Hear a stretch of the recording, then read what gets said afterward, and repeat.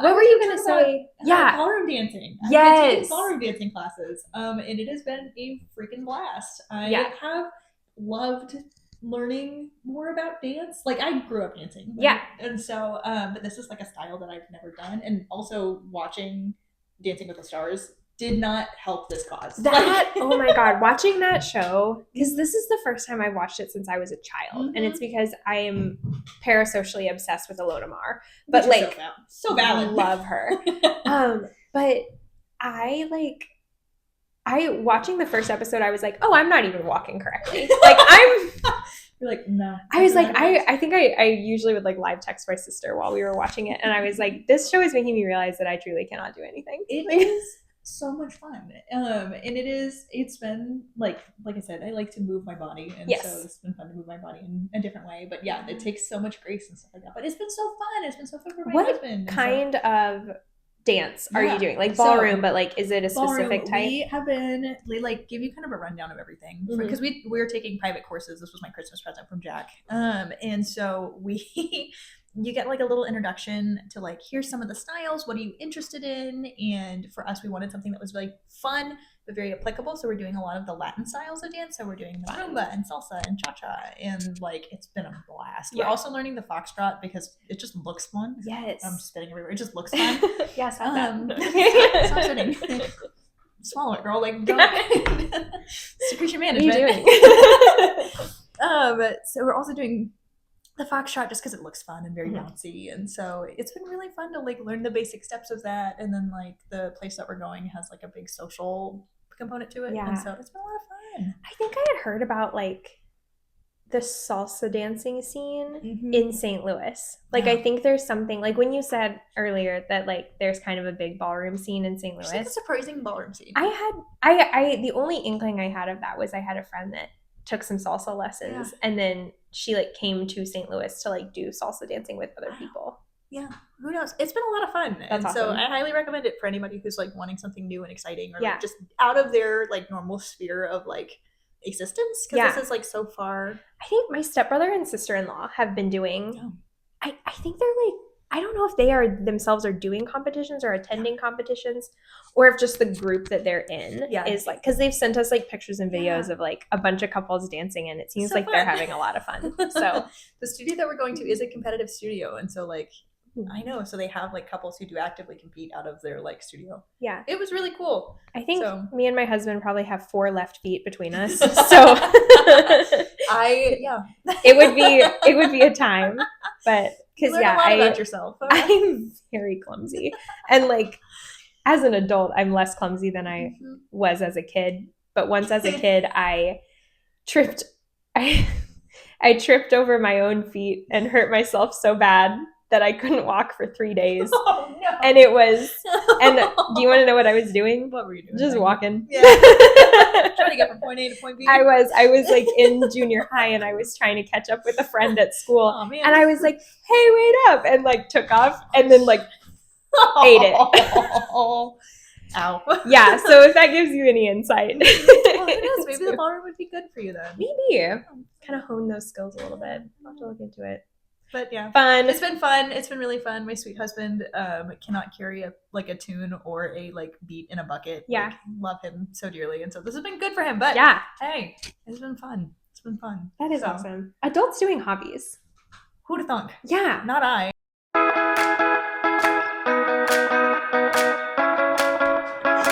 All right, shall we get into it? Let's get into it. Okay. Do you want to do the intro again? Do the intro. Good, because I don't remember. I don't remember it. This is Tell Me About It, an SLP podcast. Well, hello. This is Tell Me About It, a podcast by SLPs for everybody. And today we are talking about grad school. Grad school, and like specifically what grad school kind of did and did not prepare us for. Which was a lot. Yeah, a lot in both of those both categories. Directions, actually.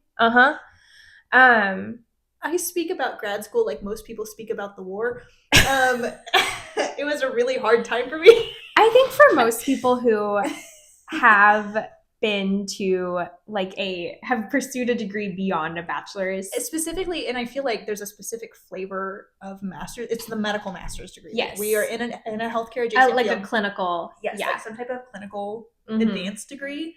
Have kind of the universal experience of like, oh my God, I feel like less of a person. You lose something that you never quite get back. Yeah.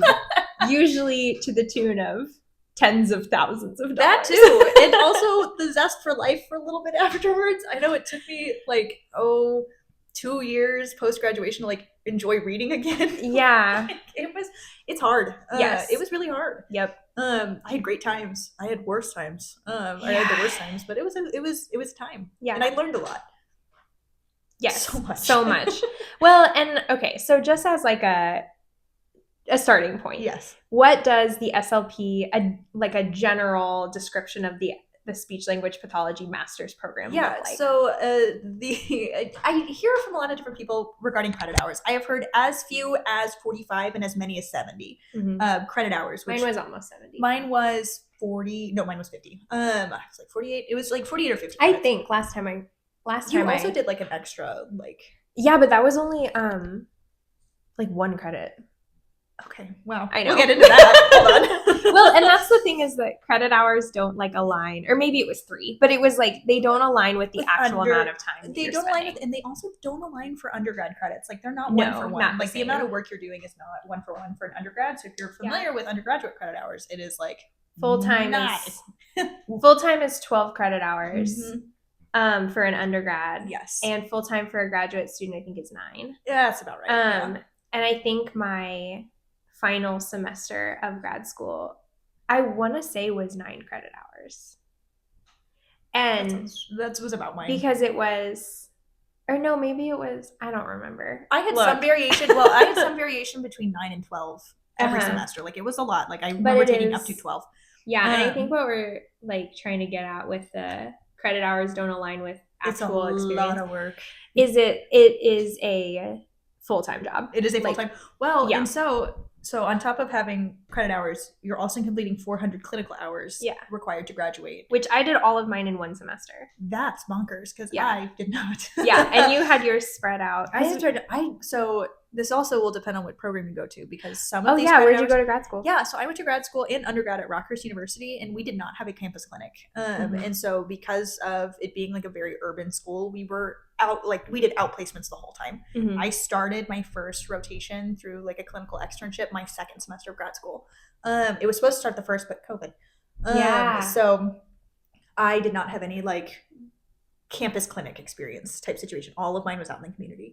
And so I ended up I did 4 rotations, 2nd semester, summer, and then 2. So I did 4 different like clinical rotations through different and were those like hours wise per week? It ranged. It ranged everywhere from 8 hours a week to my like last semester of grad school. I was still doing full-time classes because we also did classes the whole time. Some programs will do like classes first year and then like have their last semester just be placement. That's how mine was. Mine was placement classes all the way through. Okay. And so my last semester of grad school, I was in clinic 60 hours a week, Monday through Thursday, and then classes all day Friday. I hated it. 60 hours Monday through Thursday. It was awful. I had the caseload of 2 SLPs, 1.5 SLPs. Was this your school placement? No, this was my private practice placement. Oh, okay. It was. Yeah. I learned a lot about myself that year. Yeah, I learned a lot about myself. I did. My outpatient hospital placement, I was doing close to 50 hours Monday through Thursday, and then I had a full-time fellowship at. Sorry, I'm on Fridays. I'm going to do math while I think about this because now I had. It was closer to 50 because I did 4 12-hour days basically. Okay, yeah. And then classes all day Friday. But sometimes we had more than like that because I would get there around 7 and sometimes we didn't have students leaving until like 8 p.m. Like it was like crazy long. That's really long. It was awful. Yeah, that sounds terrible. And also that whole time you are not being paid. Oh yeah, the whole time I am unpaid at this point. You are actually paying. Free labor, and actually I'm paying to be here. I'm paying an exuberant amount of money to be here. So much money. It was awful. Yeah. Yeah. So before we get too deep into the little T trauma and sometimes big T trauma. And sometimes big T trauma. Like there are some things from grad school that I still think about, and it's been I graduated 5 years ago. Yep. Which is also kind of crazy. Yeah, that one hurt my feelings the other day. I realized I graduated from undergrad. I graduated undergrad in 2020. Yes. And I was like, yeah, it's been 5 years since I graduated undergrad. I'm not that old. I know. Yeah, and we are very like similar because I graduated the year before you, so we had extremely similar timelines and affected by COVID in similar ways too. Yeah. Because I was in my second year. No, it was the very end of my first year of grad school that the world shut down around this time, almost 5 years ago exactly. And that was Cucaracha. But and then for you, it was going into it was the end of my senior year of college, and then going into my first year of grad school, which is actually why my first rotation was teletherapy. That totally makes sense. And we had to switch. So I guess I misspoke earlier. I didn't do 100% of my clinical hours in the at the very tail end of grad school because I forgot about our campus clinic. So I did like 90% of my clinical hours that like very last semester. And we had, I think it was like, but we only had like 2 to 4 clients in the campus clinic. Like it was really small because we were doing other stuff on top of that, and had like a full-time graduate level like caseload, or not caseload, class load. And then I had a research assistantship on top of that. So most of the time if you meet a grad school, an SLP grad student, they are a busy little bee most of the time. Yes.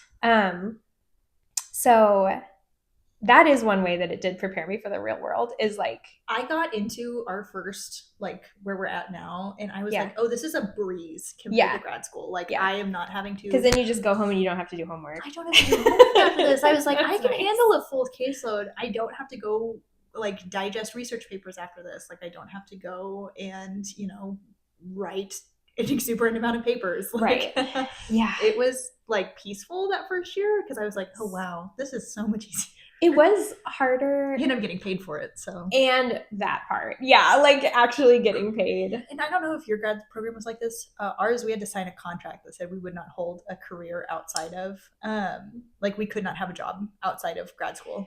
Like they like basically forbid it. They highly discouraged us from doing that. I don't remember signing anything, and I definitely didn't follow it because I did work part-time at Old Navy my first year. They were like, you like, we advise you heavily. Like, yes, so legally they could say like you can't do anything else. Right. But like they were like, we strongly advise against doing anything besides being a student. Yes. They strongly advised us to do the same, but a couple of things went into my decision to get a seasonal job at Old Navy. One was necessity. Okay, I was very, very broke. And I did get a graduate assistantship, but it paid me a little over $800 a month. Which one of my professors at one point referred to as like walking around money. And a single tear was shed. A single tear. I was like, this pays for my rent and most of my groceries. And but then I also, because I had that assistantship, so Mizzou's program is really nice in this regard. Because I had that assistantship, I also had tuition waived. Oh, that's nice. Yeah. So my student loans, the bulk of them are from undergrad, like overwhelming majority. I cannot relate. And I know I'm special in that way. Like but that is what I like. So I did go to Mizzou for undergrad. Loved Mizzou. I really liked the program there.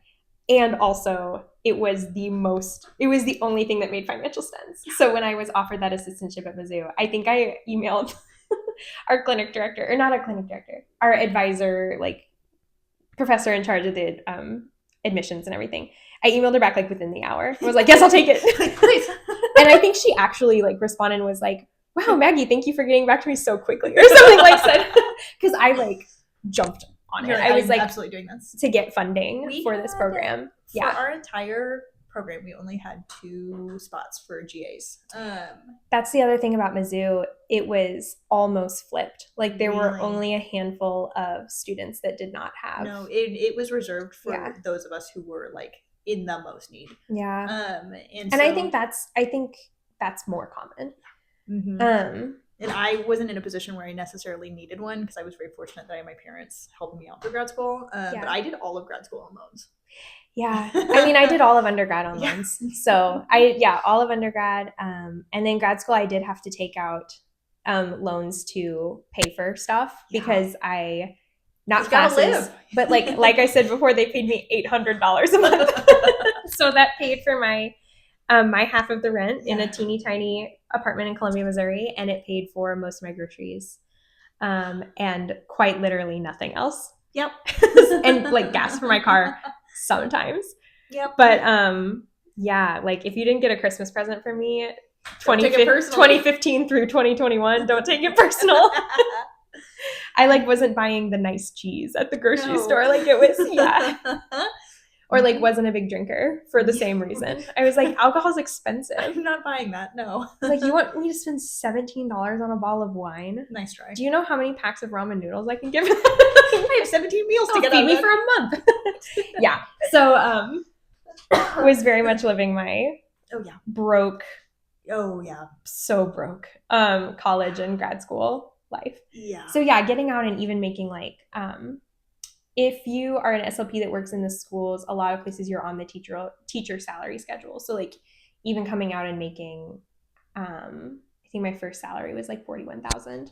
Mine was $45,000. That was like triple what I was making before. I'm making so much money. I felt rich. I felt wealthy. Yep.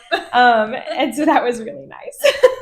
But yeah, so the SLP master's program, you have to have a master's program to be a speech language, or a master's degree, to be a speech language pathologist. And it has to be in communication sciences and disorders / speech language pathology, depending on wording. Like it has to be, same with undergrad. Like if you didn't have an undergrad degree in CSD, communication sciences and disorders, you had to do a leveling program. Yep. That's what's the big appeal for Rockers. Rockers had a very robust leveling program. That's good. And so for people who wanted to be an SLP but had a degree in teaching, or I think we had in my cohort somebody who had like a degree in music therapy or like some type of like different, you had to go through this like year-long post-bac program. To get you up to speed on the things that made our field our field. Yeah. There were several girls, and I say girls because my cohort was all women, which is also common. Like we've talked about before, it's a pink collar field, but there were at least two, I think a third, but I'm not for sure. There is at least two that come to mind that already had a separate degree, like bachelor's degree in something else. And then, or maybe one had a bachelor's and a master's because she was a librarian. I don't remember what, but anyway, they had to do the leveling program. So for 2 years they had to take undergraduate classes, which Mizzou was 2 years, like junior and senior year. They were with our cohort. And then we all went to grad school together. And that, like we said before, is a full-time job. Oh, but as I was saying, the Old Navy thing. Oh, yeah. So the reason I decided to do that is because I was also broke in undergrad, and I worked and volunteered a ton. And so I was like crazy busy. And then actually when I got to grad school and I was just doing grad school and my assistantship, I was bored, Maggie? No, I didn't get bored, but I was like, I definitely have time to do this. Because I was so used to just working. Being at max capacity all the time. Oh yeah. I had to learn how to relax. Actually, no. Let me rephrase. Bad. Let me rephrase that. I am learning how to relax, and it's not going well. So yeah, I like that fall. I was like, oh, Old Navy's hiring for seasonal positions. I'll just do that. So I worked Thanksgiving. I worked like the Black Friday stuff, and then into the Christmas season, and made less than minimum wage at Old Navy. So fun. Wow. Yeah. And then after that, I was like, okay, I'm about done with this. I think after, I don't know what made me decide to stop. I quit. I probably just because it sucked. Because like retail's hard. Yeah. Anyone who's worked in retail or food service is like, once you can. Yeah. I mean, some people really love it, but it's a hard life. I was like, all right, I think I'm done with this. Yep. So. Yep. Yeah, grad school was gnarly. Our class load was also very heavy. Like, I don't know, like I remember being in the thick of it because my first year was completely virtual. And oh my God, yeah. When I tell you, it totally would have been. Yeah, so my first year I had 3 classes a day. Each class was like 2 or 3 hours long, back to back to back. This is also why I lost a alarming amount of weight in grad school. Yeah, because you're just sitting at your desk all day. And we didn't have time to eat. They would like, because they could just back them up, and all the professors were different. They were like, oh, we'll just zoom in. Were you one that like hated to eat on camera? We also couldn't turn our camera off. And so, so your options were eat in front of like an audience. Yes. Which like I didn't mind doing. No, I would like go hungry during COVID era stuff because I was so self-conscious about Don't eating. watch me chew. People that do like the mukbang videos or mukbang, I'm like, how do you do that? And when I watch those, I don't, unless it's like weird on purpose, you know? I'm usually like, oh, a person eating. That's not weird. But then when it's me, I'm like, don't watch me chew. Right? Like, you can't know that I have a mouth. Like, I don't know. Like 15 minutes between each class. And so I would go down and like inhale as much as I could, like snack wise, but it wasn't like enough to like get a meal or like get anything. And so I would be in class from like 8 a.m. to like 2 p.m., 3 p.m. ish. And then I would lay down and take a nap for like 2 hours after. And get up at 6, make dinner, and go to bed. Like that was it. Yes. Those, like when your brain is on like that, it is tiring. Like even if you're just sitting at a desk on the computer. And like anyone who has done any kind of class like that, like, you know, it's exhausting. It's mentally exhausting. I guess that's crazy. So my first so we also had summer semesters. So grad school was like 6 semesters. So my first 2.5 were in person. And then we actually we hadn't had spring break yet when Mizzou closed its campus for COVID. And it was like the craziest thing. We had like a parent of one of my clients at the clinic asked me about it and was like, what are you guys doing about this COVID-19 thing or coronavirus? People called it coronavirus more back then, back in the old days. Back in the old days, yeah. And I was like, I don't know. Like, let me ask my clinic director. And so I asked her and she was like, well, we haven't been given any guidance or anything. And it's eerie in hindsight because like quite literally 48 hours later, they were like, go home. Like, don't talk to anybody. Do not come back. Do not cast go. Do not collect $200. Like, go home and stay home. And we were like, okay. Like it was that fast. But it was really hard. That transition sucked because Mizzou's program, like we had this big kind of like bullpen area where like we all had our graduate desks, I don't know what, we all had our desks. And then there was like a records room with all of the like tests, like the standardized tests you could go in and watch. Like we had all of our sessions were recorded so that we could learn from them. You could go in and watch your sessions back and take notes on them. Like it was just this very like shared space, which obviously when COVID hit, they were like, get out. But for the time, like it was nice because we were all just kind of around each other all the time. And so the things that made grad school really hard were made easier by being around people that were going through the exact same thing. And even though I was spending 11 to 12 hours on campus every day and I was exhausted and stressed out, I like, it got a lot harder when we all went home and had to do virtual stuff. Yes. I don't think I met my cohort mates until like the very end of my first year. Wow. Like in person. Yeah. Yeah. I also had COVID on my very first day of grad school, fun fact. Yeah. Dang. Yeah, it was crazy. Crazy time actually. Yeah. But yeah, we didn't meet each other until much, much later. But we had kind of a similar situation. We had like one classroom that was like the grad hangout space that was like, we had materials and stuff to go over and everything. And it was just a nice shared space. But yeah, it was gnarly. We didn't actually like meet each other in person for a long time. I feel very lucky. The cohort before us, so your cohort, got their placements really messed up. And it really impacted their ability to like graduate. Get all their clinic hours in. Yeah. And we were the second ones to go through, so I feel like they ironed out the issues. Yes, so we didn't have near as much issues with that. But I do remember the joy that I felt at my second placement, because my second placement was in person and I never treated kids in person before. And being like free. Yes. We also did this thing. I don't know if they're still doing this actually. I need to like reach out to current grad students. Did you guys do SimuCase? Yeah. I got 70 hours of SimuCase, babe. I got 70. We maxed out the amount of hours you could get on SimuCase, which I think was like 70 or 75. That's so many. Yeah. I don't know how many I did. It wasn't very much though. I think I only did it for diagnostics. Mm-hmm.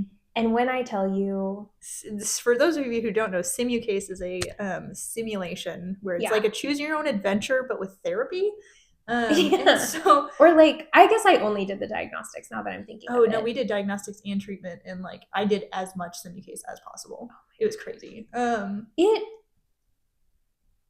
don't like it. It was like, here's the thing. For some, it was very derealized. I was like very like so removed from social interaction that I was like, oh my god, this is so much fun, because it was very video gamey for me. Yes. Well, and that's the thing. That's why I feel like, unless it was necessary, I would not recommend this. You ready for something I haven't told anybody before? I got all of my adult hours done with SimuCase, and that's why I didn't have an adult placement, is because one, they were hard to come by because of hospitals. And two, I knew I didn't want to work with adults, and so I got all of my hours done virtually. I have never seen an adult client ever. Dang. I said pediatrics from the start. You said pediatrics are bust, baby. Seriously. That is crazy. I did have an adult placement. So the way that Mizzou did it too is that everybody had a school placement, which I really appreciate, because most SLPs will end up working in the schools. Yep. So I think that is wise. And then everybody has to have a medical or like clinical. Yeah. So like, well, they were all clinical placements, but like outpatient, I think some people inpatient. did. Yeah. I think they did outpatient, inpatient, or I guess you could also do private practice. Maybe. And one of them had to be a school, and then, which private practice is like not hospital. No, but it is still kind of it's different though. Mm-hmm. Yeah, it's outpatient style. Mm-hmm. So yeah, and mine was split. So I did an outpatient, or no, I did like my medical hospital placement, I guess, at I don't know if I should say where it was, but at a hospital? At a hospital, for sure. And I did 4 weeks of acute inpatient, and then 5 weeks of outpatient. And I want to say, it felt like I got 2/3 of my hours in that 5 weeks, because it was the same situation where like I was in the clinic for probably 11 hours, 4 days a week. And then I had my fellowship on Fridays. But yeah, so that was crazy. I felt like Frodo at the end of The Lord of the Rings.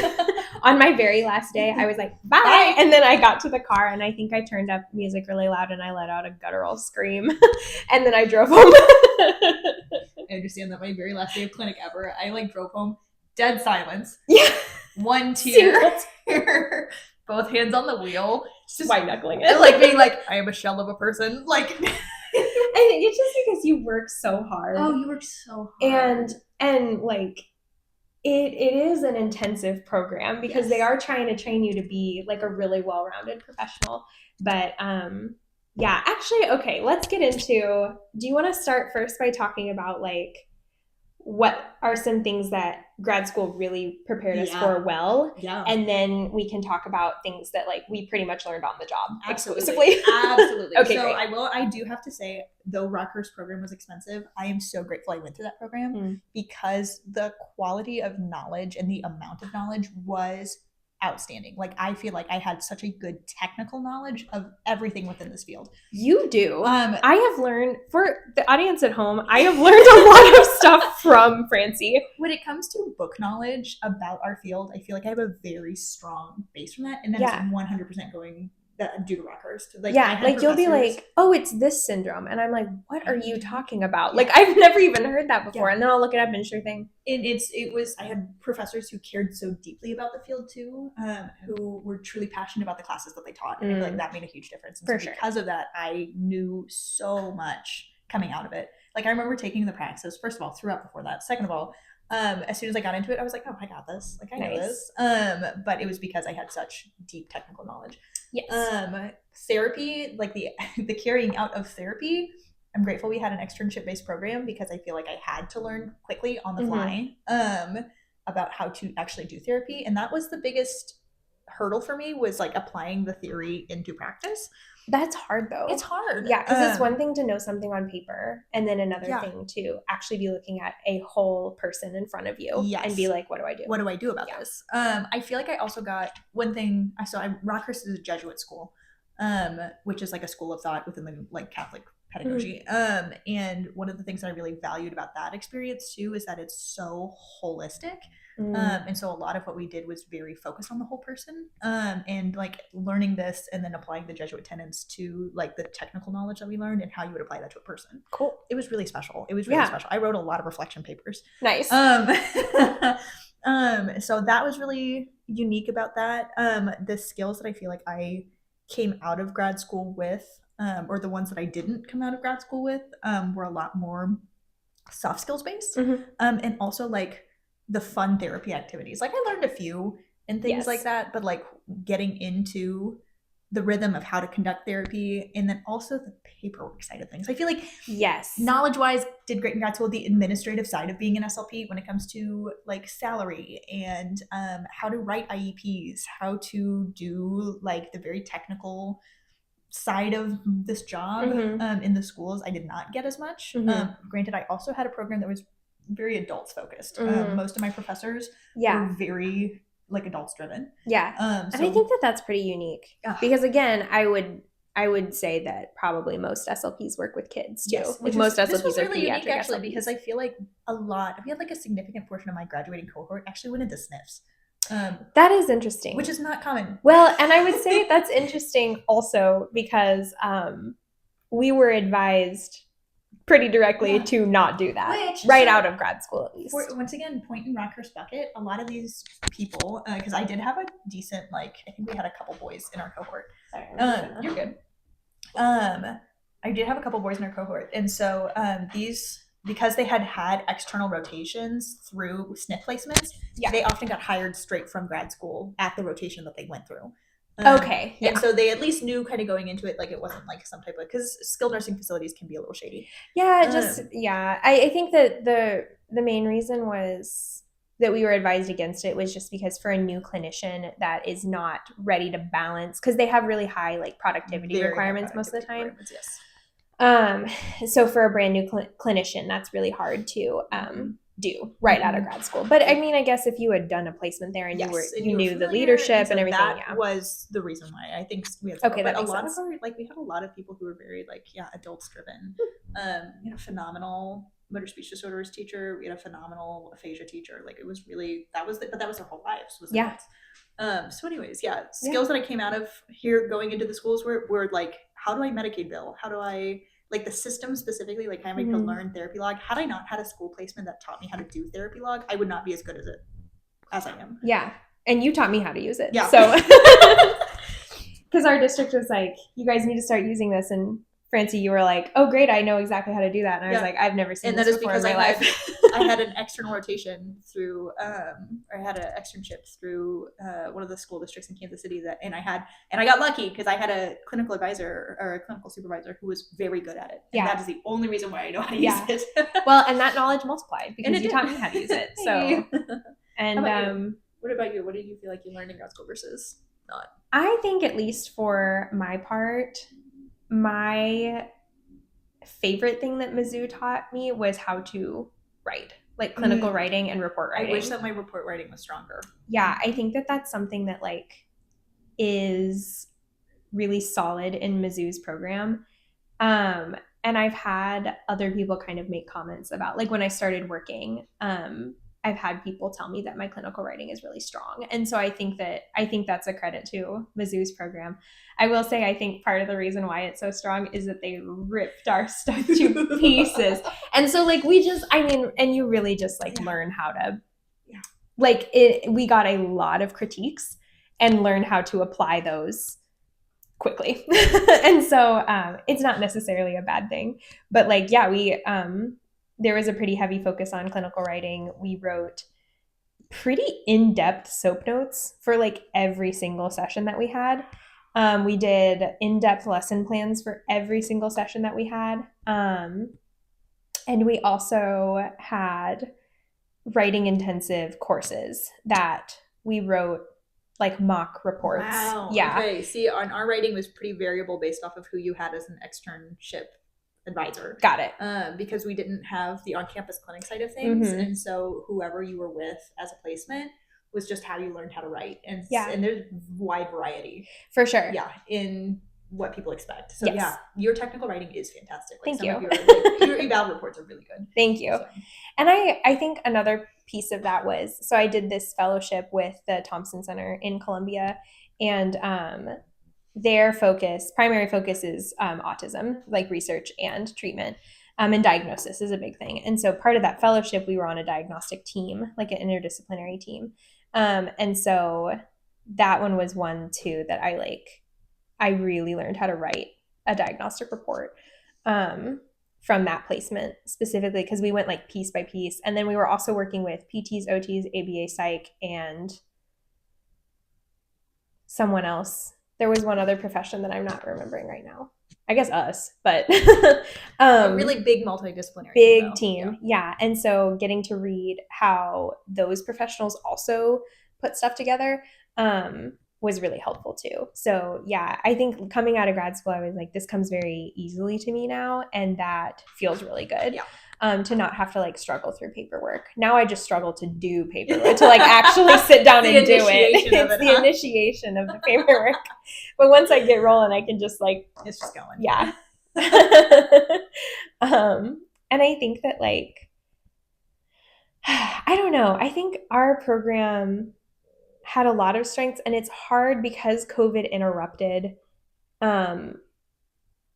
our, like, I guess both of our educations, but like it interrupted my classwork at such a time that it's hard for me to tell like if this is a weakness of the program or if this is like the time. Yeah, if this is because we had like an AAC class that was supposed to be like an 8-week class over the summers, so over the summer semester, and it was in person like originally, but then it took place in 2020, and so it got moved to virtual, and doing AAC virtually was really hard. And so like it's not even like a dig at the program or the professors at all. Like they were just doing out of their control. Yeah. Exactly. Like they were just doing what everyone was doing and like trying to make it work for a virtual format, which it like had never had to be before. So I think that one, yeah, like stuff like that where I'm like, I'm not really sure. I think though, and you kind of touched on this a little bit earlier, we did not talk about doing IEPs or like any kind of school-based stuff at all. And like in fairness, well, okay, we talked about it for like one class, like one singular class, like, period. I remember practicing writing SMART goals, but that's done. What is that again? Like, specific, measurable, attainable, RT. Yeah. Something time. Reinforcement? I don't know. Whatever. Point is, regardless, we are allegedly writing these goals for IEPs, and we write good goals. But like, I don't remember. Like, I remember reading like a mock IEP or like a redacted IEP before, but like that was the extent of which we interacted with it. And I feel like the things that I have learned most on our job right now is the technical knowledge about special education in Missouri, because it's also different state from state, and a lot of my programs based off of SLPs who worked in Kansas, and so it was a little different coming here. Even just the IP management systems are different, blah blah blah.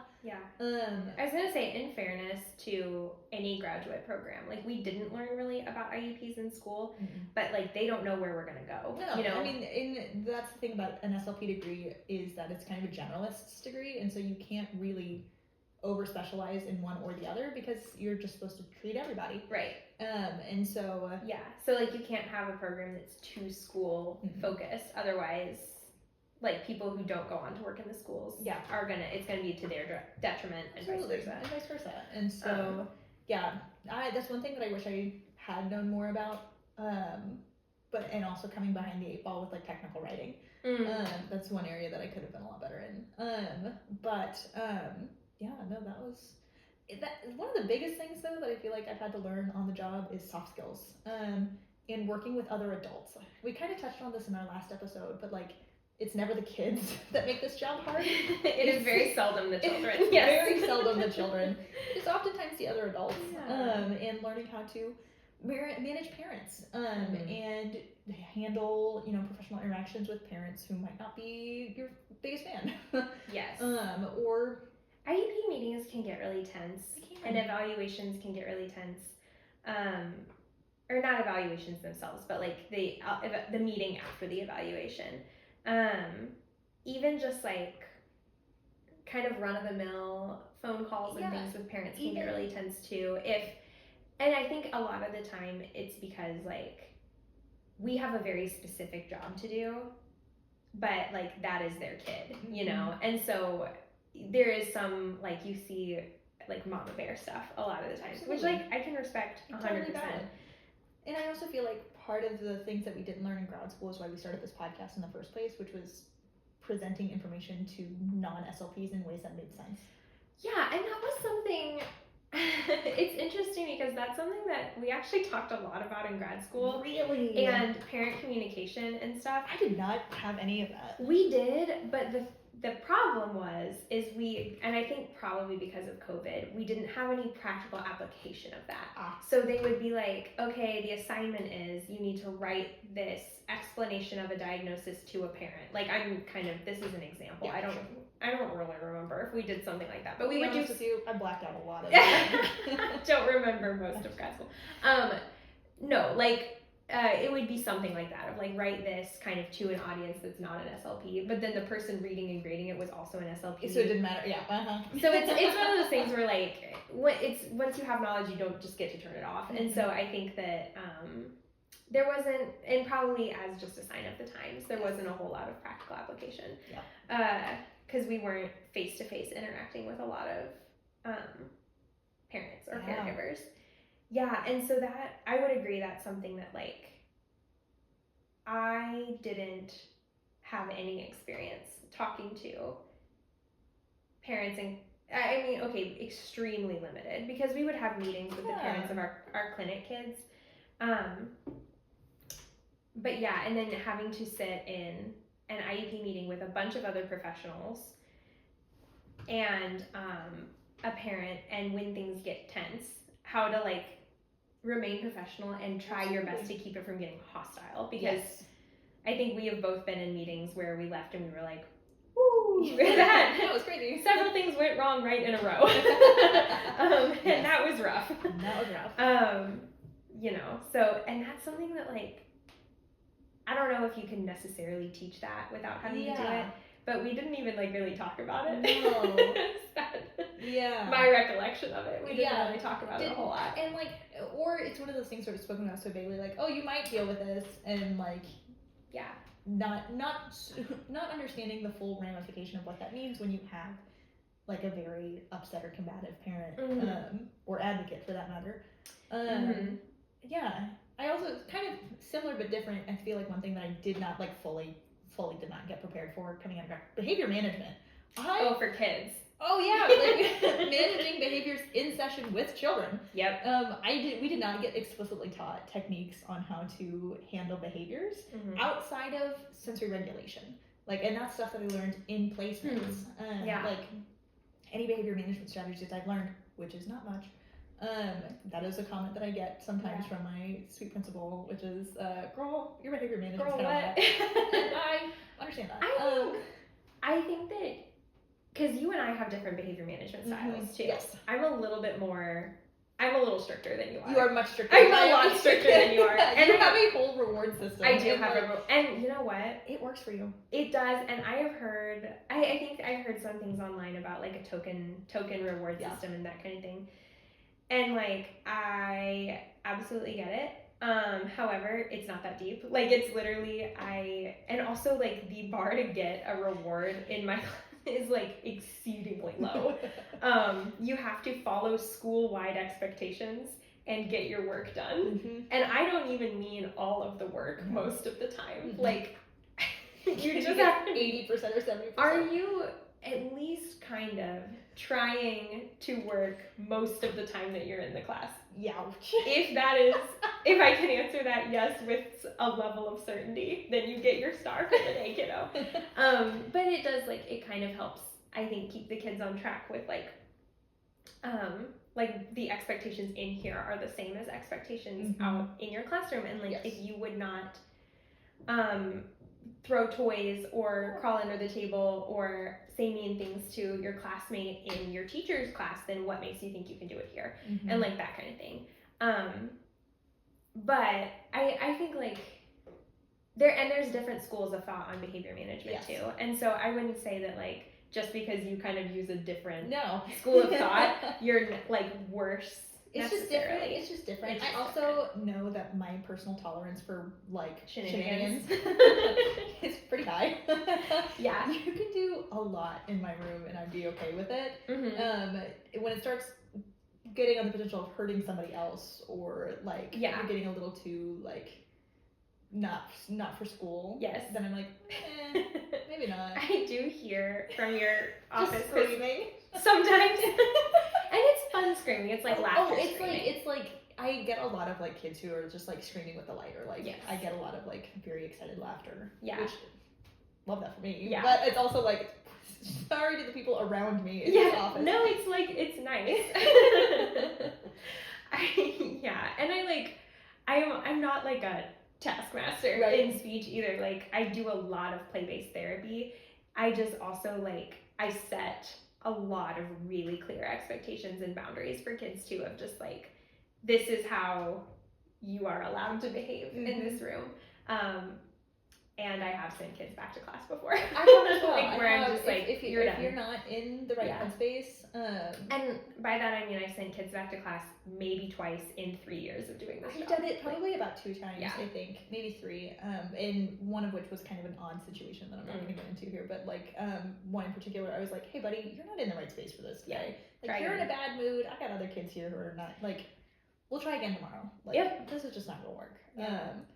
Behavior management, that's one I've had to learn on the fly. I absolutely learned that by seeing other people do it. Yes. And I learned a lot from my mistakes, because my first year at this elementary school, I did not have that, like, star chart system in place. And I also did not. And we both learned a lot that year. We did. And I had, I think, like, worse rapport and worse relationships with a lot of my kids because they didn't know the expectations.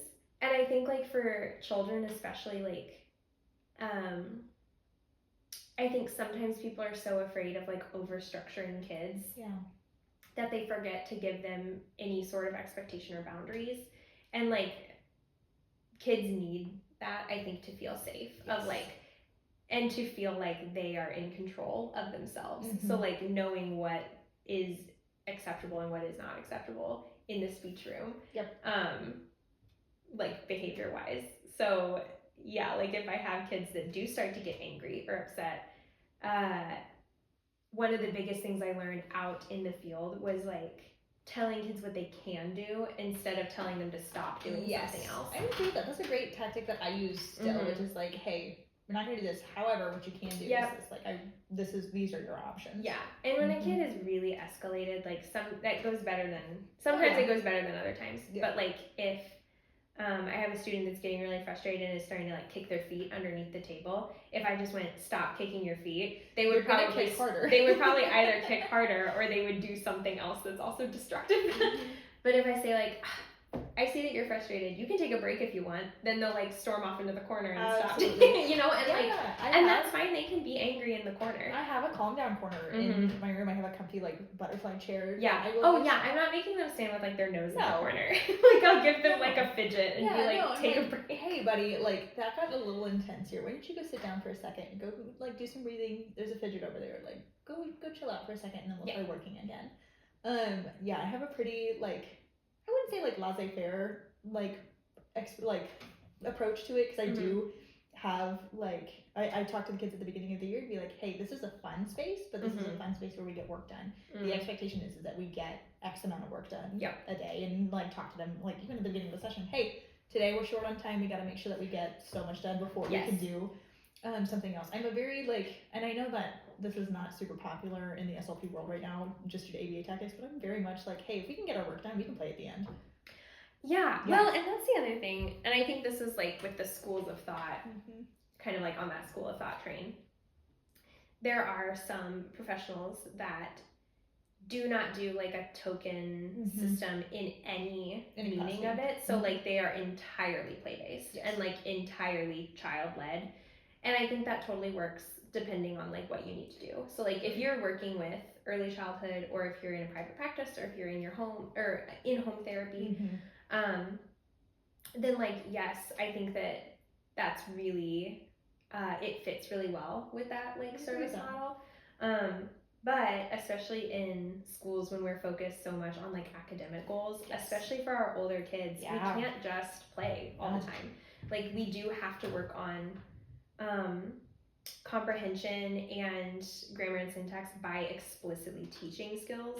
And sometimes that means you guys are sitting at the table while I am writing on a whiteboard and we are doing a worksheet together. And like, I know that seems kind of old school to some people and like, I don't know. I know that some people disagree with that, but I'm of the mindset of like two things can be true at the same time. Like, absolutely. We can have days like that, and then we can have days that are just play, but like there has to be there is the through line through that is like the expectation is we're getting our work done, and then we will have some type of like fun at the end. Like I do a lot of board games, and so like if we meet all of my data points for the day, I'm like, hey, we got like 7 minutes left.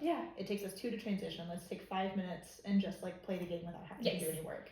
Yeah, and that I think is also like how real life works too. Is like there are so many times I've gotten myself into a pickle as an adult because I decided to do fun stuff for too long, and then I didn't have time to do my responsibilities.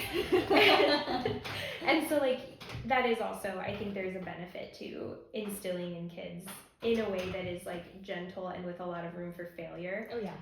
Instilling that like habit of doing the hard stuff first and like eating your vegetables. You know, you gotta eat your vegetables and then have dessert. Absolutely.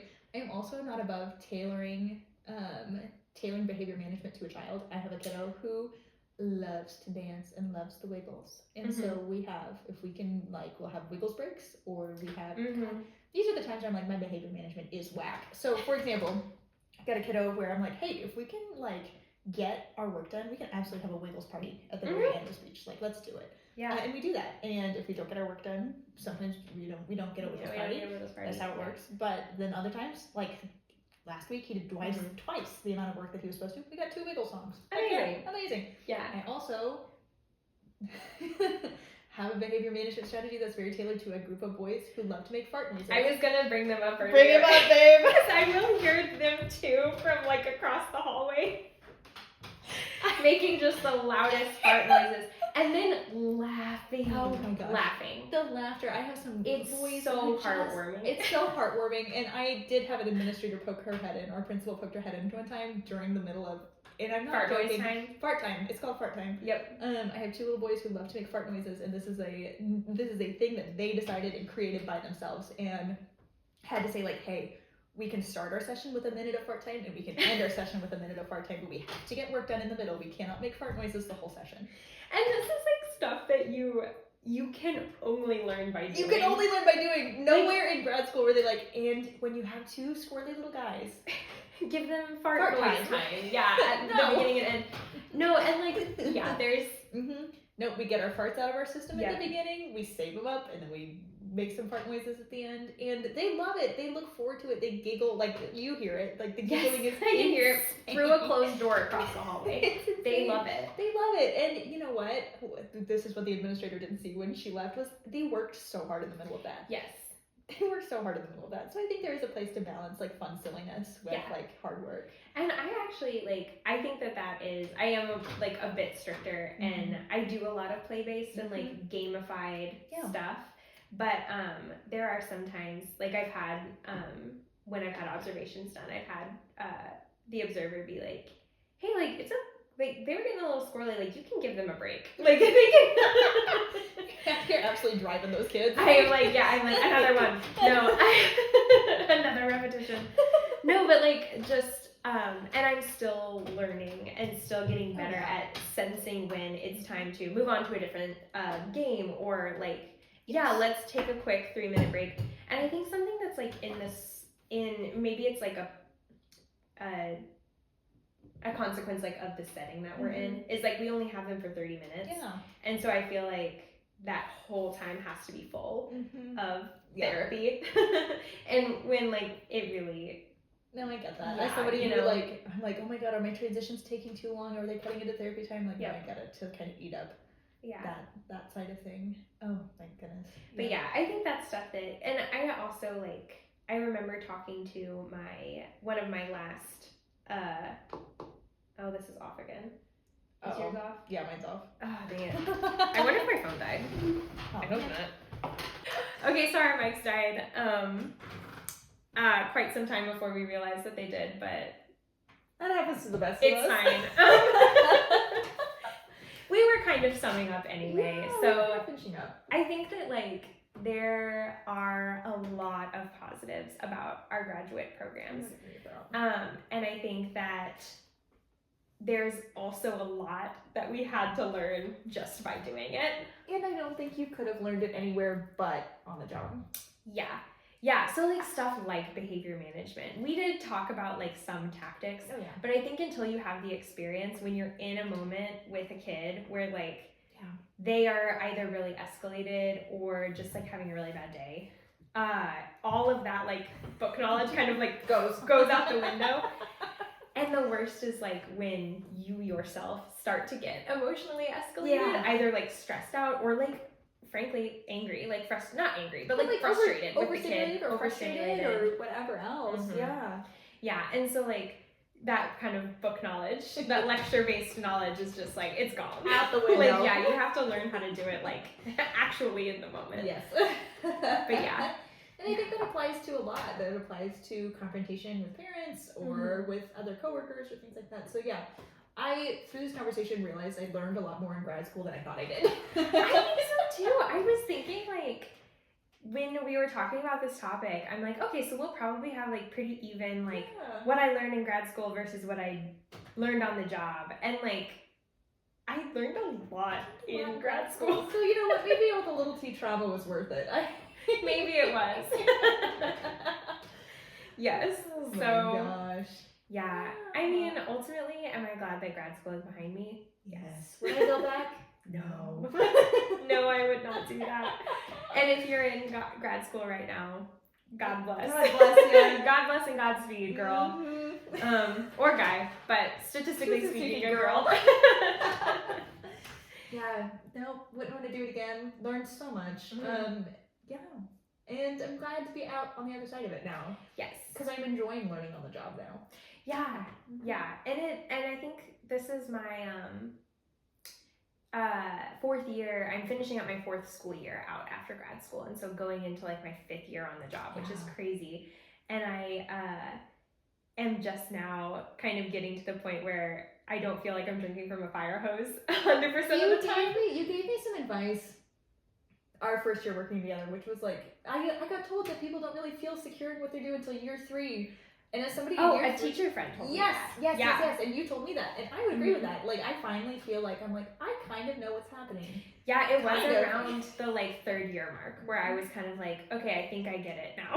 That's literally how it feels. I'm like, okay, I think I got this. I'm putting the pieces together. I'm kind of getting it now. So yeah, which is great because we're both starting new positions. Yeah, and now we're gonna start all over again. Yeah, but you know, I think like with time you learn how to learn too, and I definitely was like harder on myself for mistakes as a younger clinician. Absolutely. I'm still a young clinician, but like I'm still learning to be kind with myself through the mistakes. So yeah. You have said like there is no such thing as a speech pathology emergency. Yeah, which is so true. I hold on to that fact with both hands. Yes, because truly there is nothing in this field outside of swallowing, which we do not do. We don't do. That is emergent. Yep. And you can't kill anybody doing speech therapy. Truly, with the exception of swallowing, which I do not do. Which I do not do. Yeah, I mean like. And the way I had phrased it before, I adopted your phrasing, which is more succinct, is like we work on a timeline of months and years, not minutes and seconds. No. So like when we're working with a student and you're not seeing progress right away, like if you teach something in one session and they're still need maximal support or still need like for weeks sometimes after that before like they're finally kind of getting it and you can walk back support, like that is okay. Sometimes that's just necessary and that's how it works. Absolutely. So yeah, I mean we're not this is not Grey's Anatomy. We're not in surgery, like saving, like we are affecting lives for sure. Absolutely, but like it's not a matter of life or death if you get this today. And if you don't meet your IEP goals, you write new goals. Like it's truly. Also, sometimes and this has been the case for me, especially in my first couple of years, sometimes you didn't meet the goal because the goal was stupid and badly written in the first place. Do you want to talk at me, at myself. Like I'm looking back at an IEP goal that I wrote 360 days before this, and I'm like, what was I thinking? I can't tell you how many times I'm like, who wrote this? Who wrote this? Oh, me. Yeah. Oh, it was me. Oh, that was me. Or like, there's a lot of wiggle room and forgiveness in this field. You just have to be nice enough to yourself to do that. Yes. So and always be like, I think that we are two clinicians very committed to like growing and learning and trying new things. And also we are quick to admit when we are wrong. And I think that's a skill that coming out of grad school is good to have, because I came out of grad school and I was like, I know nothing. And being honest and upfront about the fact that like I'm still learning, and being quick to admit like I don't know, there's a lot of power in that too. So I think it can go either way, because if you come out of grad school and you think that you know everything, that's gonna set you back. And if you come out of grad school thinking that you're just a baby that knows nothing, like that's not true. You know, like you know quite a bit. You actually know a lot. I know. One of my biggest problems I ever have is believing in myself, and so like. But what's our motto for this year, Francie? We beat back self-doubt with a stick. We beat it back with a stick. We get back. But yes. So and with that, what a better place to end our conversation about grad school than beating back our self-doubt with a stick. Wow. Yeah. That describes my whole experience. So. There it is. Awesome. Well, if there are any other topics or things that you would like to hear about, grad school, workplace, or otherwise, please let us know. We are on YouTube at Tell Me About It, an SLP podcast, and we are on Instagram at Tell Me About It SLP. And if we are not already, we will very soon be on Spotify. One of these days. But until then, see you next time. Bye.